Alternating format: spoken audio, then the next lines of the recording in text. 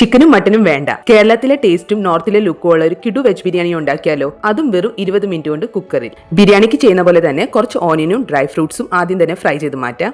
പിന്നെ ഇതിൽ കുറച്ച് ഗരം മസാലയും ഉള്ളിയും ഇഞ്ചിയും വെളുത്തുള്ളിയും പിന്നെ പച്ചമുളകും ഇട്ട് ഫ്രൈ ചെയ്യാം. പിന്നെ നമ്മുടെ കയ്യിൽ അവൈലബിൾ ആയിട്ടുള്ള വെജിറ്റബിൾസ് ഇട്ട് ഫ്രൈ ചെയ്യണം. പെട്ടെന്ന് ബിരിയാണി കഴിക്കാൻ തോന്നിക്കഴിഞ്ഞാൽ വീട്ടിലുള്ളവർക്കോ വീട് വിട്ട് നിൽക്കുന്നവർക്കോ പിന്നെ ഹോസ്റ്റലിൽ നിൽക്കുന്നവർക്കോ ഒക്കെ പെട്ടെന്ന് ഉണ്ടാക്കാൻ പറ്റുന്ന ഒരു അടിപൊളി റെസിപ്പിയാണിത്. പിന്നെ ആവശ്യത്തിന് ഉപ്പും കുറച്ച് തൈരും കൂടെ ഒഴിച്ചിട്ട് കുറച്ചൊന്ന് സോട്ട് ചെയ്യാം. അത് കഴിഞ്ഞ് മസാലയിൽ മഞ്ഞപ്പൊടി, മല്ലിപ്പൊടി, മുളക് പൊടി പിന്നെ ഒരു പാക്കറ്റ് മാഗി മസാല അതിട്ട് നല്ല രീതിയിലൊന്ന് മിക്സ് ചെയ്തെടുക്കാം.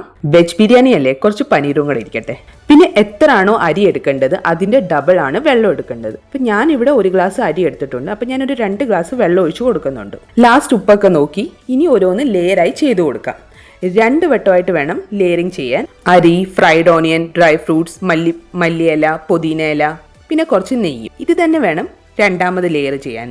ഒരു വിസിൽ ഹൈ ഫ്ലെയിമിലും രണ്ടാമത്തേത് മീഡിയം ടു ഹൈ ഫ്ലെയിമിലും വിസിൽ പോയിട്ട് വേണം തുറക്കാൻ. അപ്പൊ നിങ്ങളും ട്രൈ ചെയ്ത് നോക്ക്. ബൈ.